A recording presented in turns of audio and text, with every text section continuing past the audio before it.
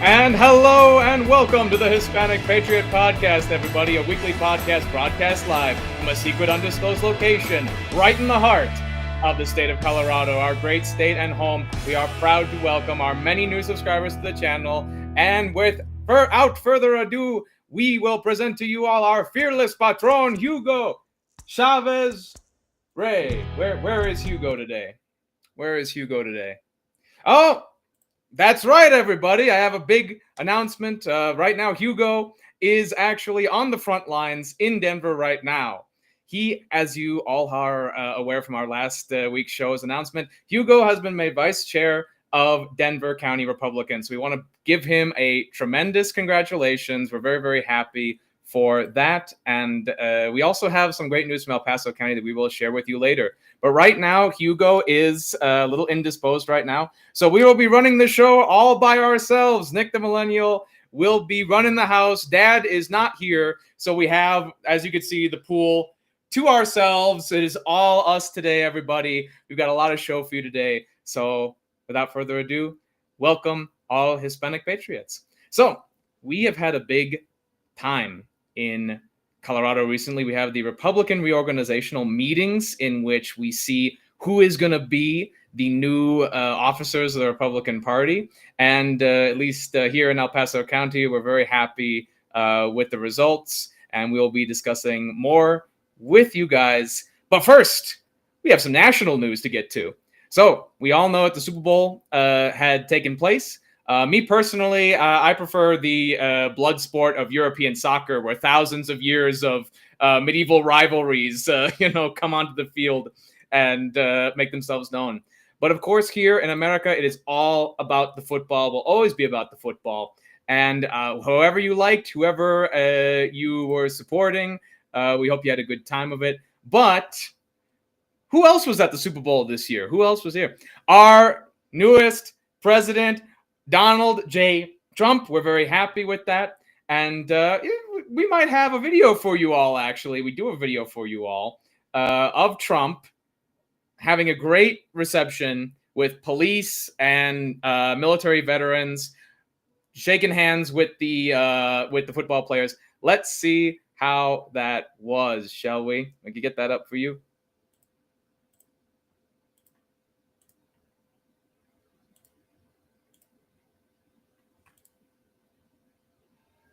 Here we are. Look at this. Look at this, guys. You hear that? You hear that whistling? And here we go. We got the from the beginning. We love you. We love you. Isn't that what Trump always gets whenever he goes anywhere?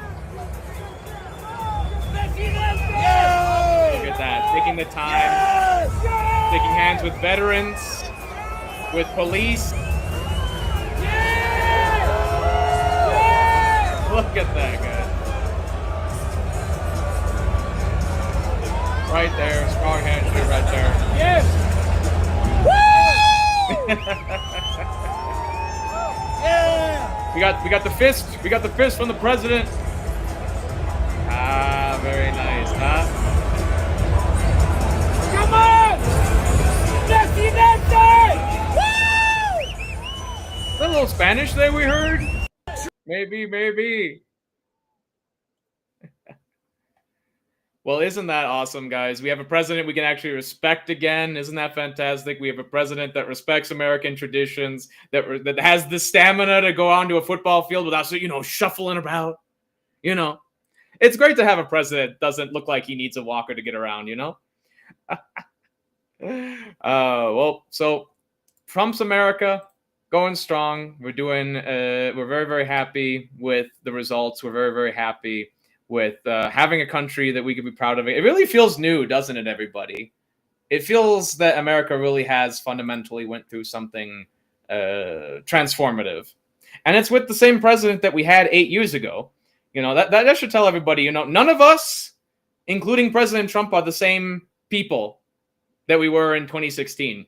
I think we all feel that really acutely. And I think partly that was in part due to the defeat that we had to suffer in 2020, that time where we all knew we were stolen from, but we couldn't quite say it. We couldn't quite let that be known. Really glad that we're out of that, and it's not something we'll have to deal with again.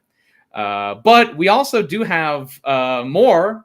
We have more news from all over the world, and we actually have a video to share with you guys, and this will segment us into the next topic. So let's go.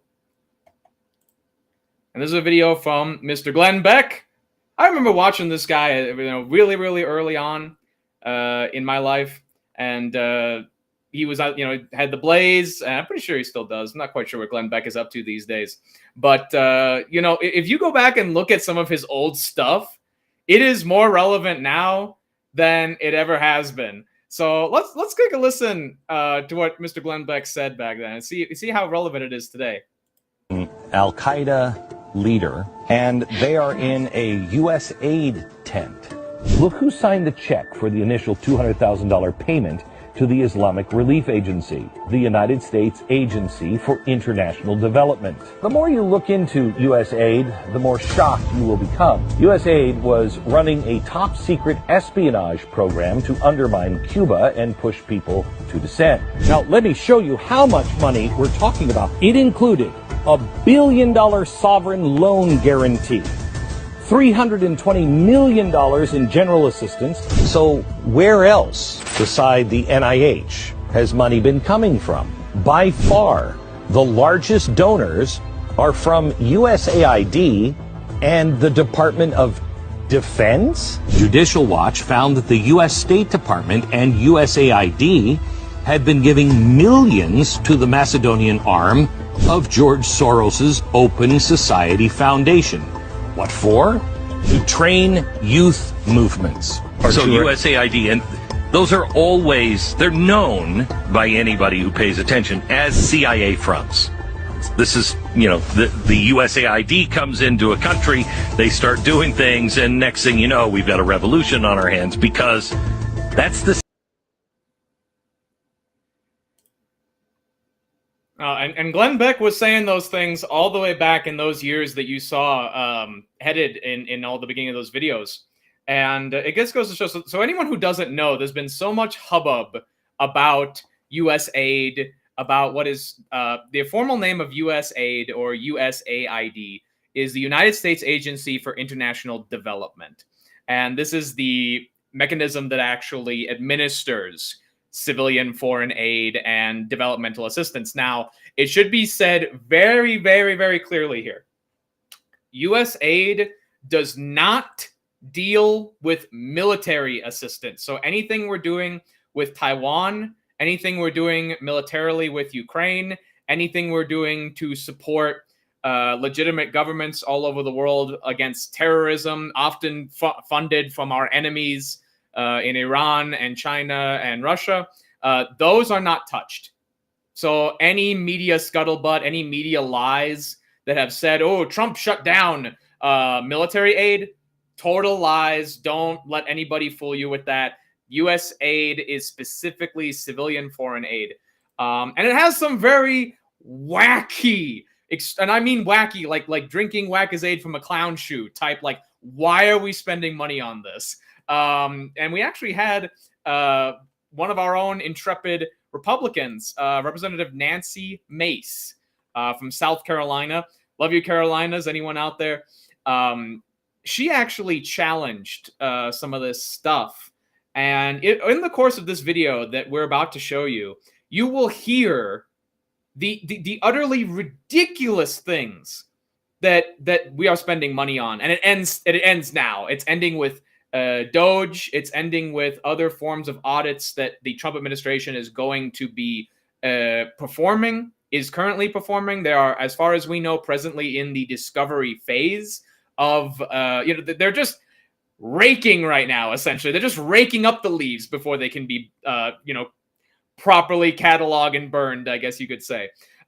So we actually have our own friend of the show, Greg Lopez, who is part of DOGE, and very much so. Nothing is confirmed yet, but hopefully we can get him on the show for you all to explain what DOGE is, what it is doing, what his role is in it, and what you guys all want to be looking forward to when it comes to DOGE. But right now, we are going to hear about the ridiculous things that they are finding out.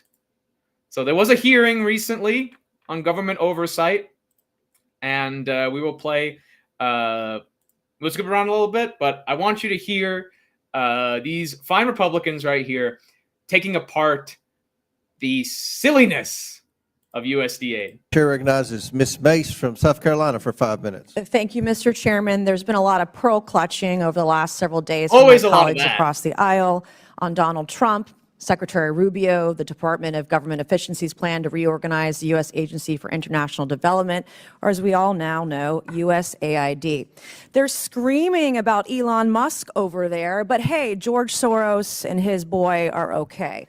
They scream that we're all a threat to democracy when they've been systematically dismantling democracy before our eyes. They've been caught with their hand in the cookie jar, and there's no going back. So I would tell my colleagues across the other side of the aisle, take your salty tears and sit right back down. Don't you love that? USAID has long strayed from its mission to effectively and efficiently administer aid to advance American interests. USAID has become rotten to its core, sacrificing the prudent use of taxpayer dollars at the altar of advancing radical, sinister social and political agendas abroad. From discriminatory DEI initiatives to extreme gender ideology to marginalize real bona fide biological women. For decades, while homeless veterans sleep on our streets, our communities rebuild from natural disasters, and American families struggle to get by, USAID has pillaged and plundered the American treasury, essentially lighting American taxpayer dollars on fire, funding some of the stupidest, just dumbest initiatives imaginable, all supported by the left, and that's why their party is crumbling. Today, I'm going to expose some of the initiatives USAID has funded over the years and ask each of you a yes or no question. If you believe these expenditures of American taxpayer dollars put America first. So here it is, folks. Here is what we're spending our money on. USAID awarded $2 million to strengthen trans-led organizations to deliver gender-affirming health care in Guatemala. So to each of you this morning, does this advance the interests of American citizens paying for trannies in Guatemala to the tune of $2 million? Yes or no? So that's a good question, everybody, that I want you all to think about at home. If you would like, put it in the comments. What's your answer? Does paying $2 million to mutilate Guatemalans into transgenders, is this something that advances American interests? Comment down below. What do you think? Spending $2 million on Guatemalan transgender, whatever you want to call them, creations. Is that advancing American interests? Let us know. Let us know in the comments. No, Governor. No. I have no position.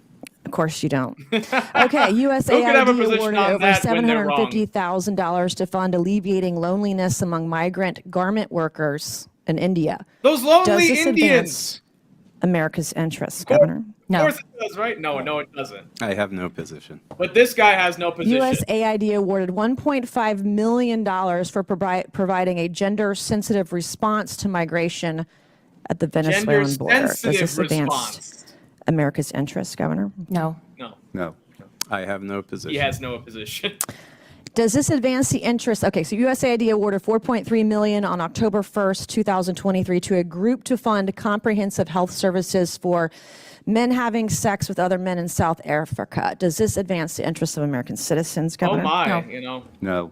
I have no position. I bet you don't. I'm sure those South African men had several awarded positions, $1.5 million to advance diversity, equity, and inclusion in Serbia's workplaces and business communities by promoting economic empowerment and opportunity for LGBTQI plus people in Serbia. I plus now. Does this That's advance important. America's You don't want to forget interests? those two last parts. No. No. Nope. You have no idea, right? Okay. He looked at her USAID like, awarded you know over that I'm going to say what I'm going $70,000 to to a say, and group you're to going to deliver look at me a like live sloth 'cause musical I am. event to promote the U.S. and Irish shared values of diversity, equity, inclusion, and accessibility. Does this advance the interests of America? No.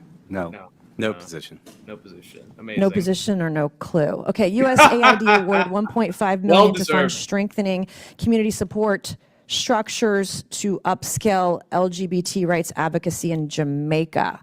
Does this advance our Hey, interests? for rich gays No. in Jamaica is No. very No important. position. Clearly. But he has no position. USAID awarded $28 million to a group to facilitate the economic insertion of Venezuelan migrants and refugees in Peru and Ecuador. Does this advance our interests?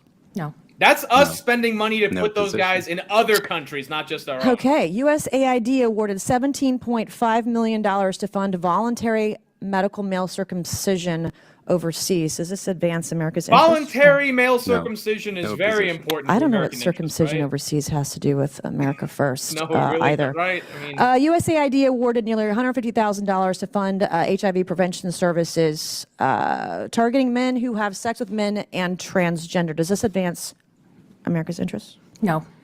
No position.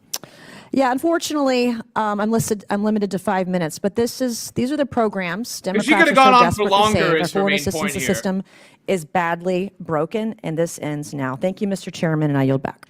Gentlelady yields back. for anybody who didn't pull out a calculator on that, that was almost $50 to $100 million that we spent just on sticking our nose in other people's business is a real euphemism for that one. So just when you're thinking about our homeless veterans, when you're thinking about our unfunded liabilities, just be thankful to God that some poor Hispanics, mentally ill people have the U.S. funded mutations that they were begging for, presumably from various horrendous heathen gods or some such. Because let's be honest, I wanted to just give a quick shout out to our log cabin Republicans here in Colorado.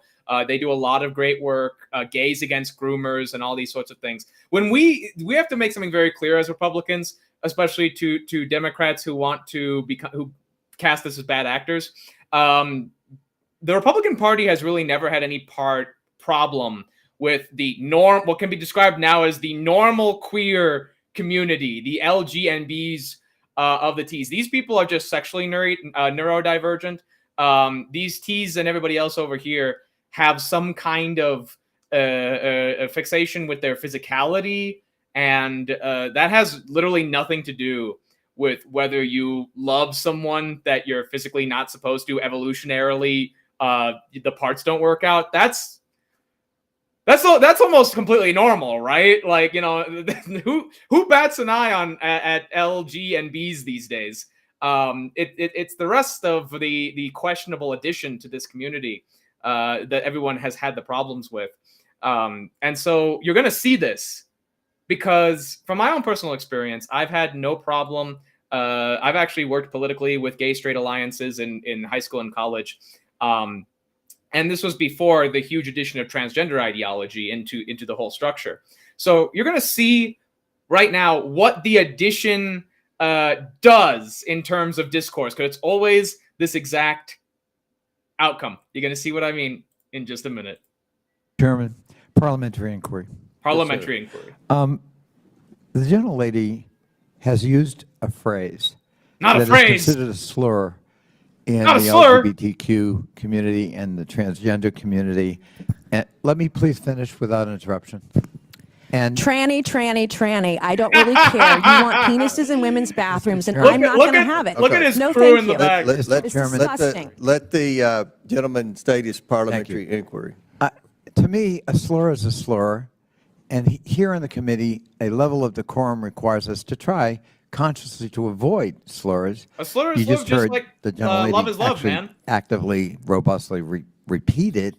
It's And just I a would word, just ask you the know? chairman that she be counseled that we ought not to be engaged. We can have debate and policy discussion without offending human beings who are our fellow citizens. If you're in And so politics I and would you're not ask offending somebody, you're doing parliamentary it wrong. inquiry, whether the use of that phrase is not, in fact, a violation of the decorum rules. Mr. Chairman, I'm not going to be counseled by a man over men and women's spaces or men who have mental health issues dressing as women. I'm not being counseled by some guy. My inquiry is to the over this. chairman, Okay. Mr. That's Chairman. Lauren Order Boebert down to there. the- Kind of looks like her. Inquiry is about decorum. Decorum is at the discretion of the chair. That's I will be mansplaining, honest, Mr. Chairman. with the ranking member. All right, let's see I'm what the not chairman has to say.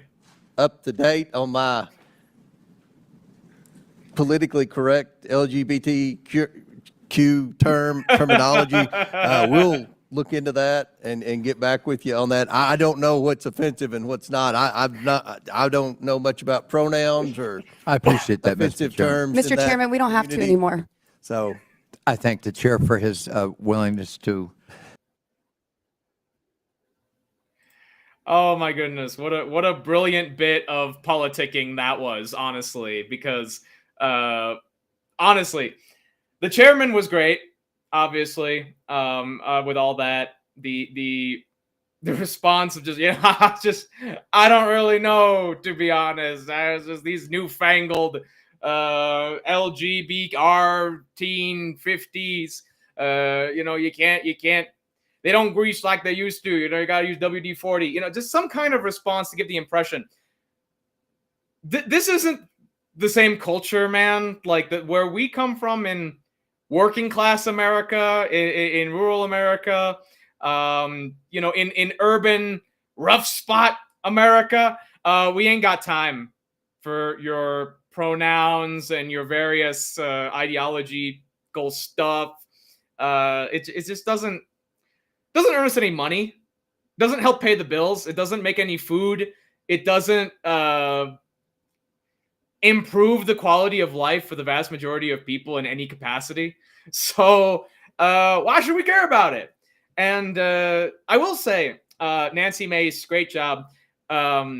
She kind of kept twisting the knife in a little bit at the end. He's like, Chairman, we don't have to do that. Aren't you mansplaining? I think let the man cook. He's already doing a great job obfuscating the entire point of whatever. I think his name is Mr. Connolly.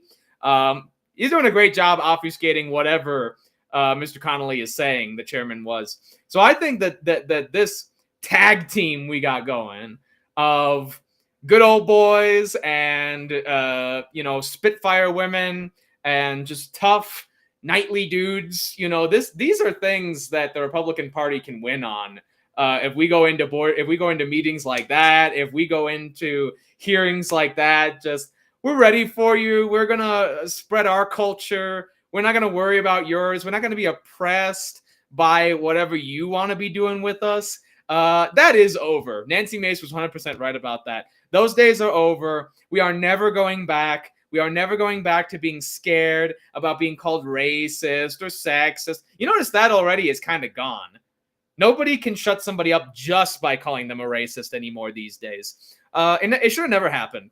It shut down intellectual discourse. It stopped people from talking. It stopped people from making legitimate points. Those days are over. The days of reason and science and labor have returned, courtesy of the Republican Party. It's amazing. What you all have to understand about Marxist dialectic history is that these people do not just believe that they believe in a political ideology. These people believe that they believe in a theory of history, like the theory of evolution, that is increasingly ever proven and provable by the nature of the course of events that we as humans carry forth. Basically, these people believe that their ideas are inevitable progress and that we're all just holding back their genius. This is actually what communists believe. This is actually what Karl Marx believed. So if you ever wonder what is it that is so intrepid and hard to get rid of in this sort of leftist ideology, that's what it is. They genuinely believe that they are moving towards a beautiful progress that is entirely unstoppable and that we are in the way. So obviously we're in the way of something, but it certainly isn't progress. They used to say that Christians held back progress in society. Say, oh, we created the Dark Ages. Imagine what life would be like without the Christian Dark Ages, ignoring the fact that Christian monks primarily were the ones that preserved knowledge through the fall of the Roman Empire. Republicans right now are kind of in the same boat right now. You know, oh, you Republicans, you're so against science and social decorum and all these things. It's actually the Republican Party that's bringing all of that back, bringing science back, bringing labor and the working class back into the forefront of politics again. And it starts by taking away this nonsensical fixation on sexuality, especially child sexuality, which is a huge part of the ideological LGBTQ sort of thing. You know, youth does rule the future by the law of nature, and I think that our enemies definitely know that.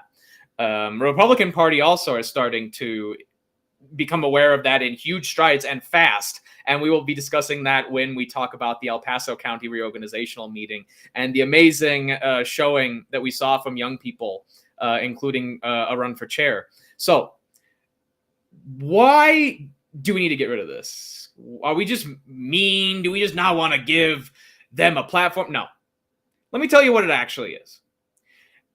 It's I don't have a watch, but it would have been this thing right here if I had a watch. This thing called time. We don't have infinite time as politically minded people. Politicians don't have infinite time over there in Denver. And so you have to budget your time to something that will actually help the majority of people. And that's not going to be fringe sexual issues. That's going to be the economy. That's going to be bigger than an economy, society. The fact that young people can't find jobs, real jobs, not just ghost jobs. They can't find dignified work, somewhere where they're going to be respected rather than treated like cogs in a big Democrat machine. All the major corporations these days are Democrat. All the major big, at least companies that are always hiring, always providing jobs. Republican victories, you're going to also start seeing more job opportunities beyond just major corporations. That wasn't something that when I was a kid was immediately obvious. They told us Republicans are the big business guys and they can't stand the little guy. They want to tax them into oblivion. How many lies have we had to deal with as Republicans? Well, I'll tell you how. We're going to have to deal with another one right here because we have something a little interesting. We have, as I've said, we have limited time as politicians. We have limited time as people, as human beings on this earth. And what do the Democrats in Congress, our lovely Colorado Congress, what have they decided to do with their limited time? Well, they decided to condemn the January 6th insurrection pardons. Now it should be said, this bill is only under consideration. It is in no way even probably going to be a law in this state, because why would it be? Again, it's just a condemnation. I'm not sure what these senators and representatives were planning on achieving through this. There's also no bill text, if I remember correctly. Oh, no, there is actually. You know what's funny? Earlier when I got this, it was under construction. So you see how fast they're moving on this utter nonsense. So we have statements from the President Donald Trump, and then we have various reasons why this was an insurrection, calls for violence, a mock-up of a Gallo and News. It wasn't real, obviously. If you tried to use it, it'd be disastrous results. And unsuccessful results, should be said. They said that they were pipe bombs. We have no idea how real that is. They claimed that police officers were attacked with God knows what. They honestly probably just found these items on people and claimed they were used in attacks, whether or not they were real. We have claims that they were groups, they were organized. It's just you see this basically the wine list of why we were upset that January 6th happened is actually the entire only part of this. And so basically, it also wants to kind of corral the General Assembly into this, because if this passes, then in theory, the entire assembly, Republican and Democrat, condone it, which is absolutely ridiculous, and goes against the entire principle of democracy, the idea that people who disagree are coming together to make statements, but these guys want to speak for everybody. That is such a communist thing, by the way. Everybody needs to understand this is such a communist thing to require unanimous agreement when it comes to stupid things like this, especially condemnations or things that just don't do anything. This is what communists do. They need unified support. So if this bill passes, they're going to say, oh, the entire assembly supports this condemnation of the January 6thers. I guess even those Republicans that are personal friends with people who they've met, who have intrepid spirits, who are good people from January 6th, Pardonees. And actually, our Hispanic Patriot audience knows one of those Pardonees, our dear friend Tom, whose interviews you can see in the description below. Check them out. They are fantastic. Hugo, flying solo on his own. He also interviewed Mr. Tom. We want to definitely shout him out. We also have two other January 6th Pardonees who might be interested in giving interviews for the show. So please look out for that. We are so excited for that. We at the Hispanic Patriot are going to be bringing to you guys all of our local heroes, history makers, all of our local people who are making stuff happen, who made stuff happen, and who were there, who understood from being there what the truth is and not what the media is hawking. So we are going to bring that to you here on Hispanic Patriot. Keep a lookout for that, guys. So what do we have next? I told you it was a jam-packed show. We're only halfway through, and we're not even halfway through the topics yet. So this is fantastic. So what else do we have? I will tell you, because this one is real doozy. You guys are going to want to perk your ears up for this one, because we have the DEI revolt in our military. We have our own, Trump has his own whiskey rebellion, his own Shays rebellion of military personnel coming out. It's what might happen. You'll have to stay tuned on Hispanic Patriot to find out. But here we have liars in chief, CNN. Just so you know, we're not making this up. We have it from the liars themselves. Pentagon officials discussing how to respond if Trump issues controversial orders. No, wait a second here. Pentagon. That means these are military officials. Is that right? Military officials are discussing how to respond if Trump... Well, Trump is the commander. Let's do some math here. Pentagon officials are part of the military. Trump is the commander-in-chief of the military. What happens when your commander-in-chief issues you orders?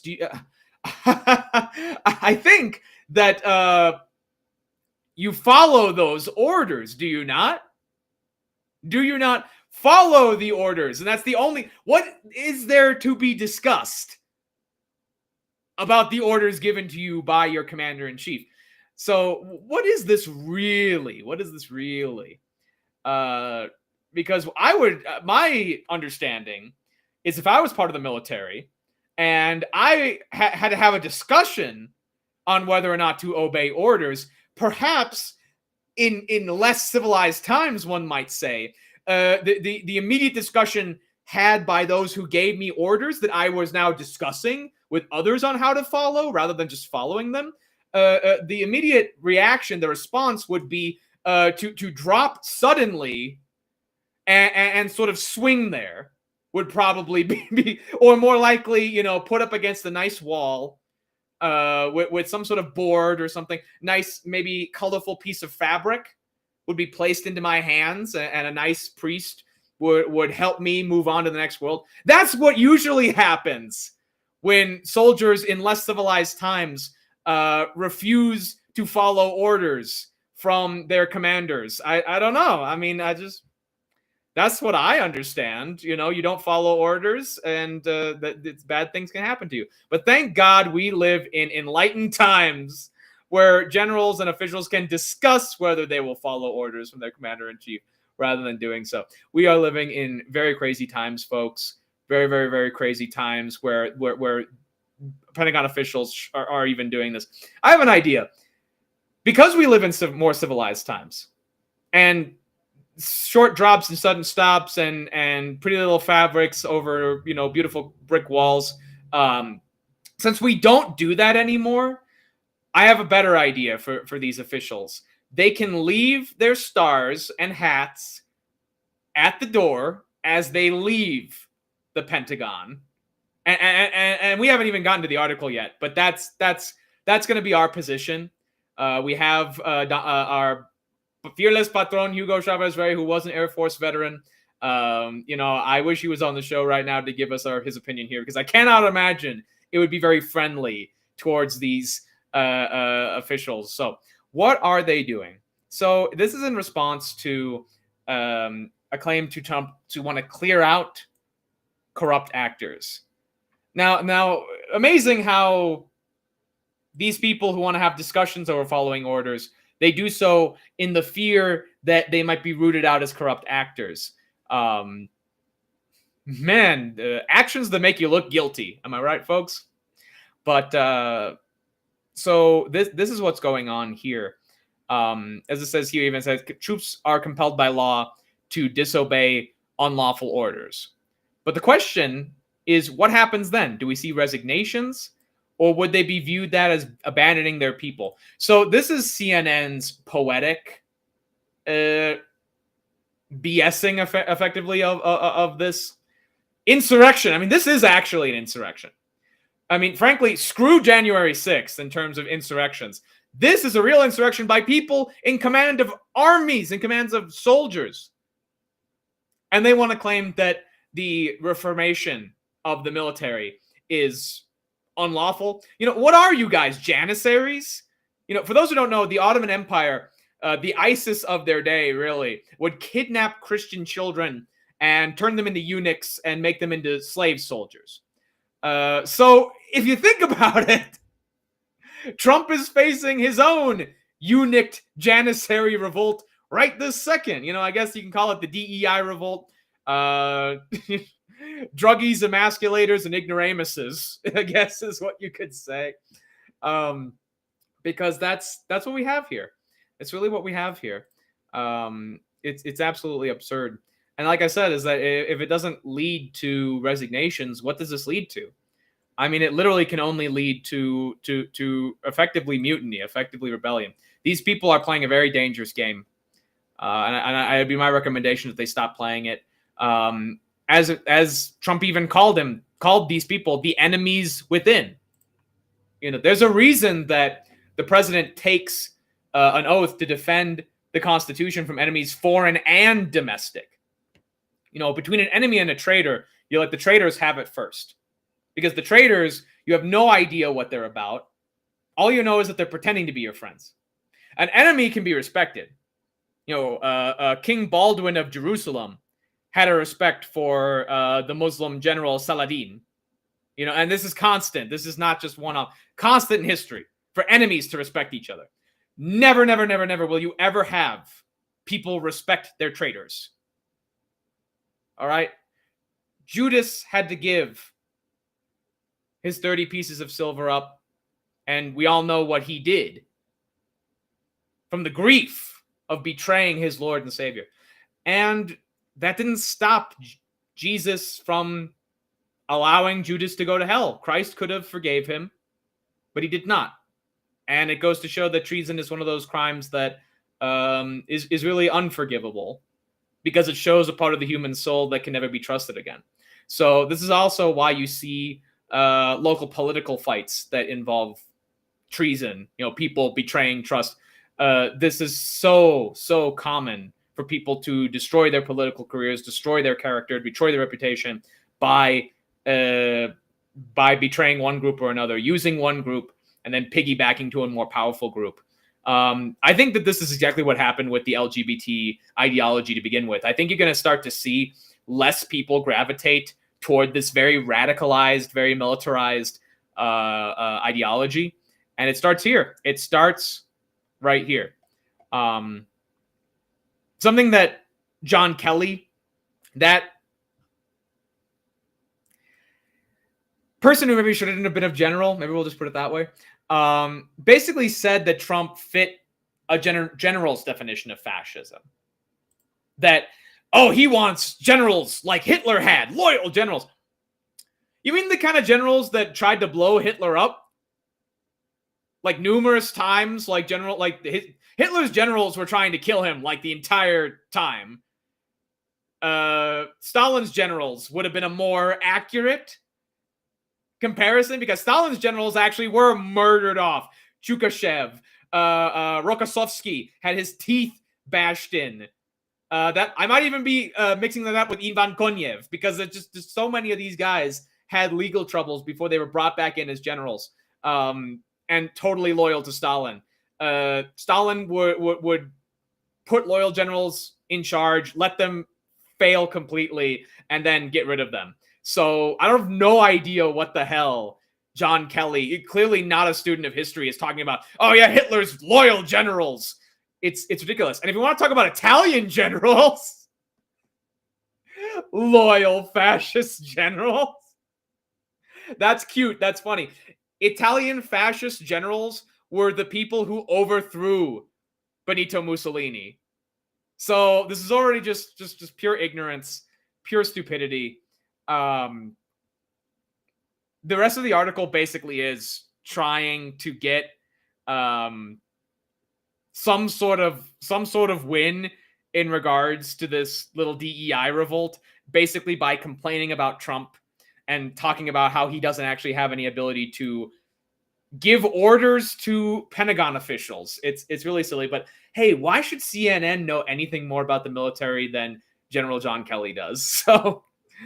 So look out for that, folks. We want to make sure that Trump has a strong military that is not ideologically compromised. We got to give Trump support. We got to remember, guys, the election is not where our support for our president ends. I want us all to remember that and be very aware of it going forward. All right, everybody. Now, what else do we have going on around the state? We have a couple of news stories that we want to share from our friends over at the Rocky Mountain Voice. We want to give them a shout out, give them some attention. So we have 3 articles from them, and we're going to go a little bit rapid fire. So this is about executive orders on sweeping reviews of federal gun regulations. We're going to have Donald Trump. He had, on Friday, issued an executive order demanding a whole of government review on federal firearms regulations. This is absolutely fantastic. We guys, we might actually be able to see Pam Blondie go through and see where illegal firearms regulations are. This could help so many people. This could help patriots, overcome legal troubles that have been total nonsense over the years. This could help us get rid of dangers in regards to arming women in urban areas to protect themselves from the dangers of what the Democrats have imported and allowed to grow in our cities. This is great news. This is absolutely fantastic news. And we all want to be on the lookout for what is in store, getting rid of the restrictions of the Second Amendment.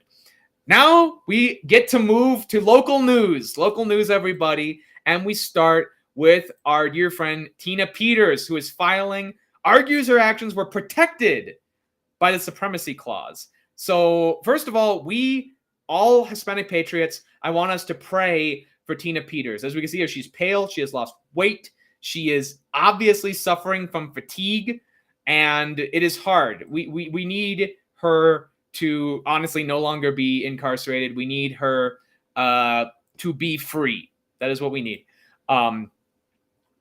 So she has filed an injunction to challenge her incarceration, that she was preserving election day. You know, this is the problem, guys.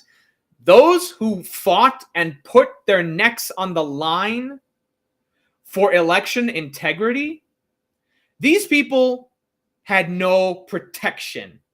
But the people doing the cheating in 2020, they had all the protections in the world. That is not right. That is what we have to support Tina Peters on, because not just Tina, there is a lot of people who suffered because they wanted to get the truth about what happened in 2020 to the public, and it was literally illegal for them to do so. So the Supremacy Clause prohibits actions by states that conflict with federal law. And so Tina Peters' argument is that because she was acting in protection of federal elections, of federal law, that the illegality brought to her, against her rather, by Jenna Griswold, the Secretary of State for Colorado, basically should not matter, because in regards to federal law, she did nothing wrong. This is actually hilariously what Democrat congresspeople are claiming, why we should be totally fine with them not, many of their sheriffs not, many of them literally betraying their oath of office by not cooperating with ICE to round up illegal migrants. This is the same argument that they're utilizing to keep Tina in jail and illegal migrants here. They always want to have their cake and eat it too. So one of these dams is going to break. One of them is going to break, either on the state level or on the federal level. And we got a lot better chance with the federal level, guys. Colorado is in trouble in regards to politics, in regards to what I mean by that is that we are a purple state still. I truly believe that, but we are growing bluer by the year. And only this year in 2024 were we really able to put the brakes on it. We haven't reversed much, but we have put the brakes on it, and that is the first step to stopping any enemy offensive. So Tina Peters is going to be a link. I want us all to think about her as a link. We live in a federalist system. You are a citizen of both the United States and the state you live in, but you are a citizen of the United States first and foremost. And what that means is if you are a citizen of the United States, let's say in, 1885, and you went off into the middle of nowhere, you don't stop being an American citizen. If you're in Kansas territory, if you're somewhere else, you are an American no matter where you are. That is meant to protect us no matter where we go in this country. So if state law is supreme, we only have rights as Coloradans. We don't have rights as Americans. And that is not how our federal system works at all. So we are going to be keeping with Ms. Tina Peterson. We are going to be Tina Peters.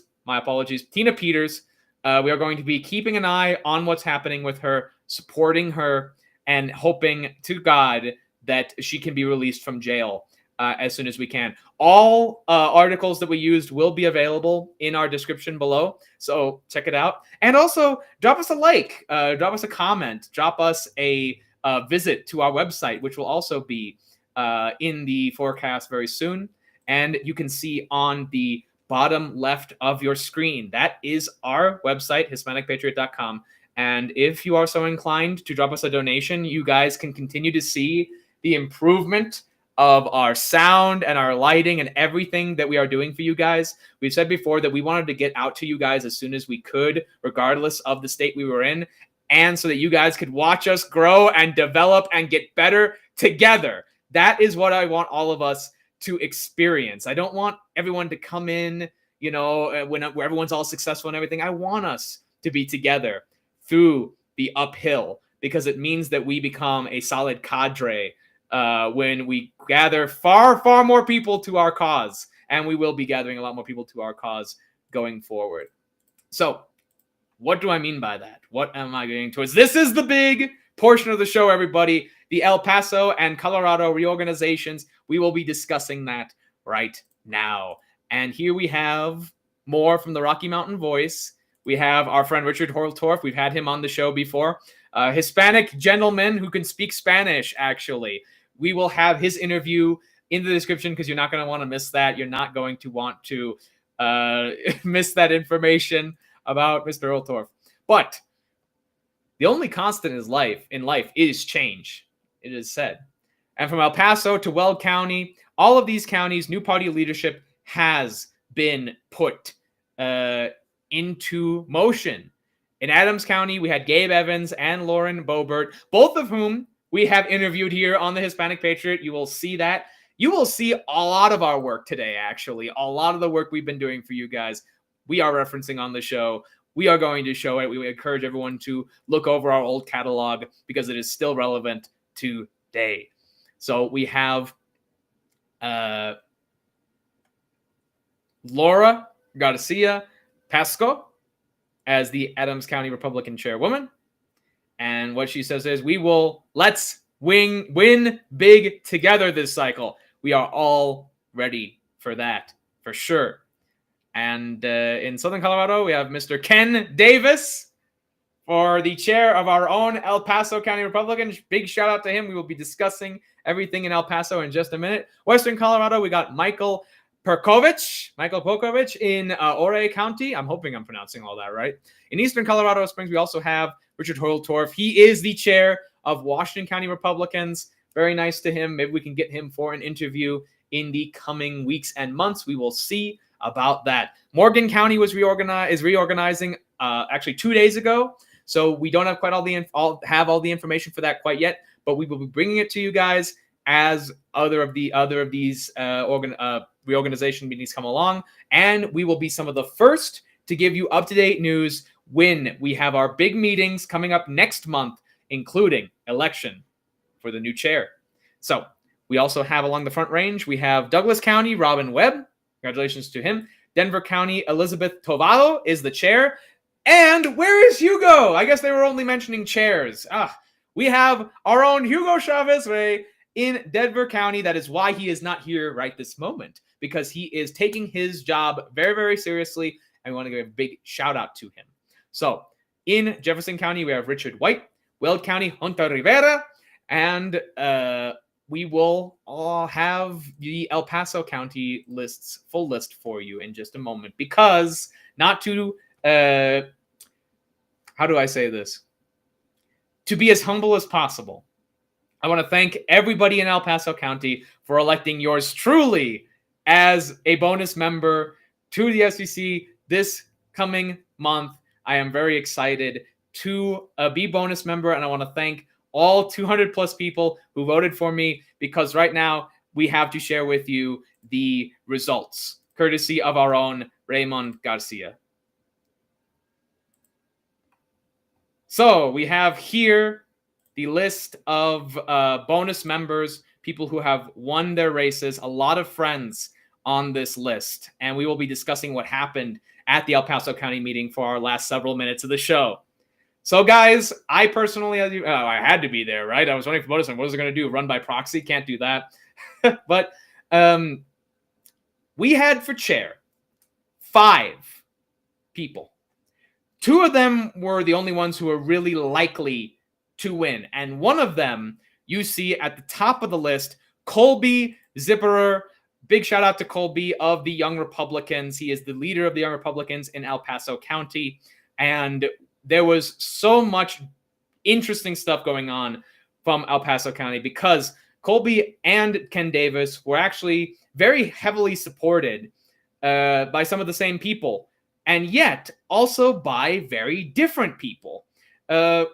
We had one crowd of people who really wanted Colby over Ken, and we had another crowd of people who really wanted Ken, but actually were quite happy with Colby, who were so happy to see all these young Republicans who were precinct leaders who were at this meeting. One of them, actually, another one of the young Republicans we want to give a shout out to is Joel Sorensen, nearly breaking 200 votes. He is the sort of LT of the young Republicans here in El Paso County. Both he and Colby and all the young Republicans are doing some great work. And honestly, they will continue to do so. I think a lot of the quote-unquote establishment crowd were kind of hoping that if the young Republicans lost, that they would be more susceptible to establishment control, establishment rhetoric, to say, oh, you know, you guys, those big mean guys in the quote-unquote grassroots, those guys don't appreciate you. We're the ones who are going to appreciate you. Look at the results. That did not happen. Instead, we had massive unity. We had a few people, only really a couple people, who were known for their divisiveness, who got very, very few votes, if any votes at all. And their endorsements mattered very little. They were basically non-entities, what I call the dividers in chiefs. All 2 of them or 4 of them, all few of them left.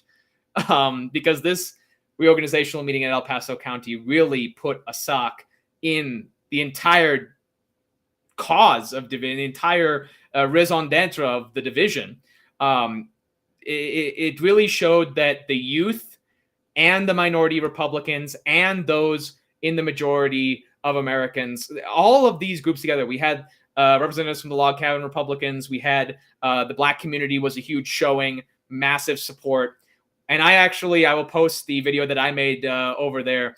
We had people of every kind of walk of life. People from the former Soviet Union, people from Vietnam, people from China, people who really know what communism is about and why we cannot have it here. Amazing. We also had friends of the show, and we also had people, elected representatives, all these great people. Let's go through them right here. So we got Colby Zipper, who was the young gentleman running for El Paso County chair, who was very close. I mean, the race, I think, was like 70 votes difference in the second round.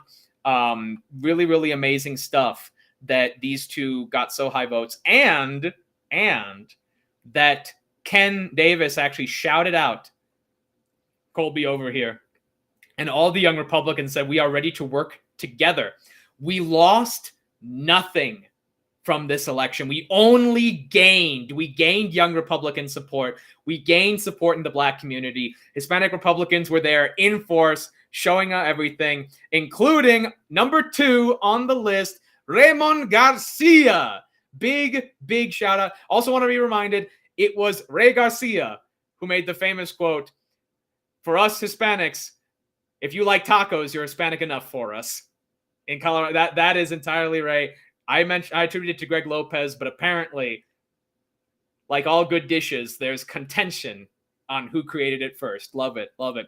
Next, we have Steve Schleicher, who is our beloved count 1, 2. He might as well be the count. That's what he does for us for a living. Counts every piece of detail in the city, records and everything like that. People like me, I find it hilariously awesome and greatly entertaining. But to other people, we are known as what was the word? Wonks. So, but we need wonks, and we're glad to have wonks as we need people who know the numbers. You can't get anything past us. Next, we have Brad Collins, the bearded Brad. Very much big shout out to him. Joel Soros. I won't be able to go through all of this list because we are running out of time. Our friend Troy Kolkamp Shalom, Commissioner Corey Applegate, our good friend Jeremy Goodall, Mike Angley, Martin Horsky, Rex Tonkins, beautiful man right there. Shout out to Rex, Russ Cotton, our own chairman Dave Williams. Now, I think you guys noticed something that your own Nicholas Rasso is actually on number 5 on the list. I skipped myself. Look at that, as they say. But I want to make the point just for fun, because me and Dave are both young guys. We can make fun. I got more votes than the chairman. I got more votes than you, Dave. So I don't know what that means. I don't know how much farther we want to take that joke. But big shout out to Dave. Great to see him there again. Again, a lot of people on the list were also delegates to the RNC, represented Colorado very, very amazingly. And we want to thank everybody who was there for that. So Russ Cotton, Dave Williams, Stephen Walsh, Peter Larson, Steve Vanderhoff, your name, Gary Carlisle. Congratulations to everybody. We also want to quickly shout out the women. We don't want to forget about the women. This might force us to go a little bit over our time, but don't you guys just... Dad's not home. I can end the show whenever I want. We can go 2 hours if we want. We're not going to do that. I promise. First of all, Linda Bottoms, big shout out. Congratulations. Sheila Lepore, who also won for secretary. And our own April Matovich. Lindsay Moore, big shout out to Lindsay, who's been helping things so much, get everything organized. Sandra Larson, who's also our new vice chair. So we have Sheila, our secretary, Shonda, our vice chair. They're also bonus members. Kathy Horsky, big shout out to the Horskys, guys. Fantastic workers. Really appreciate you guys. Andriana Kurva, our own, I keep saying it Kurva like Polish. Kuva. Maybe we'll give Andrea an honorary Polish card, So big shout out to the show. We were supposed to have her on when she was secretary of El Paso County. Unfortunately, she has been going in and out of sickness for a while. She just works so hard. Andrea, make sure you get some sick time off, girl. Make sure you got some sick time. You got to do it. We at Hispanic Patriot will be praying for you, Chica. We love everybody here who has worked hard in the Hispanic community to keep us up to date. So thank you all for that. Wendy Sellers, big hard worker there. Great worker. Laura Ann Flehive, LAF. Kay Randleman, one of the first people that I met here in El Paso County. Mary Elizabeth Fabian. Evelyn Angles. So the Angles are in. These guys are great. Beautiful, beautiful couple. Margarita Osterman. Personally, I personally wanted the Gulf of Mexico to actually be just named Margaritaville. But so maybe we can petition President Trump for that later. But big shout out to Margarita Osterman. Denise, Shana Black, our own former, we must now say, beloved chairwoman, Vicky Tompkins. Such huge energy, mighty woman. She is still bonus member. We will still be seeing her around, and we love seeing her around. We really do.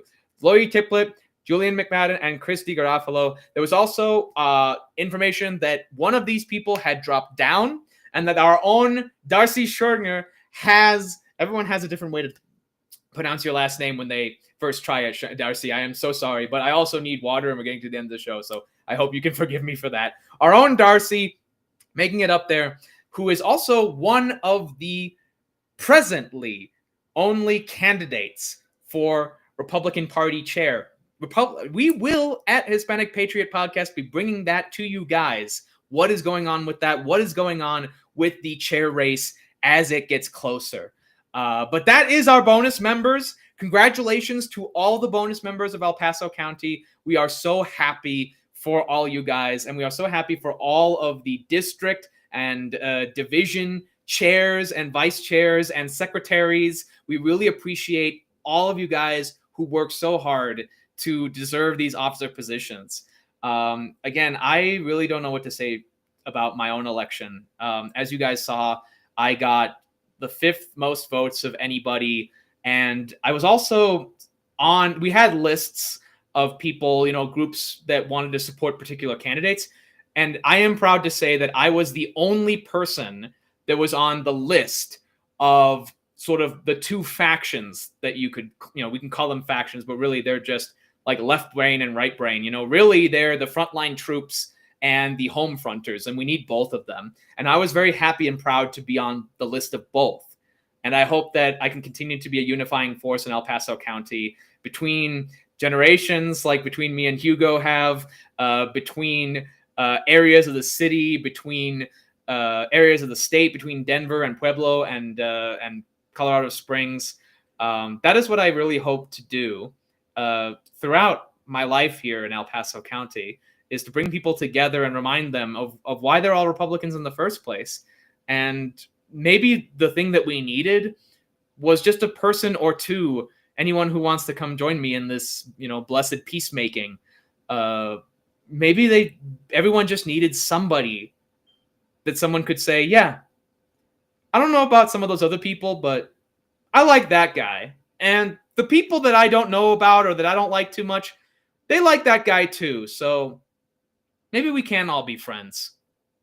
That's what diplomacy is being the kind of friend that can make more friends. Because do I not destroy my enemies when I make them my friends? Does Christ not demand that we love our enemies? Well, you have to make enemies before you can love them. And I think here in El Paso County, we're going to have a lot less enemy making and a lot more love, a lot more unity. And we're going to have that by having a experienced, dedicated chairman and an experienced, dedicated group of young Republicans who can provide the manpower, information, and the future that El Paso County needs. So I and Hispanic Patriot Podcast, Colorado Hispanic Republicans, all of us together will be bringing you information from the front lines about all of these groups, bringing them together all across the state and all across the diverse origins that we come from. We have found Colorado as a paradise, and that is how we are going to leave it while still living here until the end. That's why we have the Sugar Skull. No matter if we're alive or not, the show will go on. There will always be someone listening, and there'll always be someone here at the mic for Hispanic Patriot Podcast. So everybody, that comes to the end of the show. We really appreciate you sticking with us as we had to fly solo here. Again, Millennial House Party here in Colorado, the Hispanic Patriot Podcast.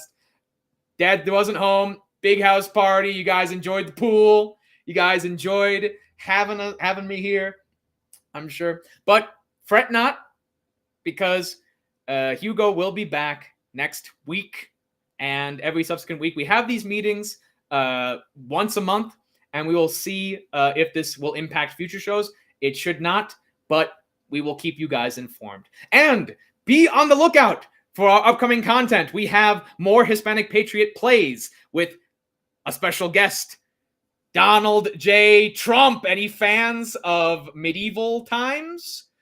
That's all I'm going to tease out right now. But you guys are going to be watching for when we bring President Donald Trump to the medieval times on Hispanic Patriot Plays. So look out for that.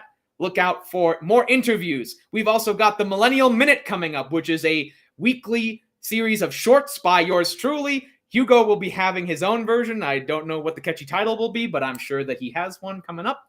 Guys, thank you so much for everything you do to inspire us. Thank you for your donations. Thank you for your likes and your subscribing. Thank you for sharing our videos wherever you're sharing them, because wherever you do, we get hundreds more views when you guys share on your social media. Your networks becoming our networks have been some of the most beneficial thing that we could have asked for. So thank you guys so much for posting our content everywhere, for, again, hitting that subscribe button, hitting that like button. Please continue to do that, and please continue to encourage your friends to do that. Share us with like-minded Hispanic people, even not like-minded Hispanic people. People love me from all of the political spectrum, so don't worry about that.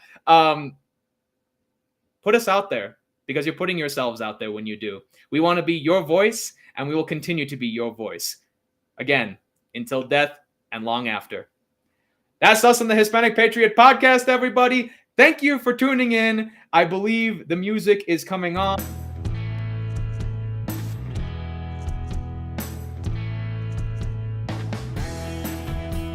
Look at that. The theme song is back. That means that you guys know that the show is over.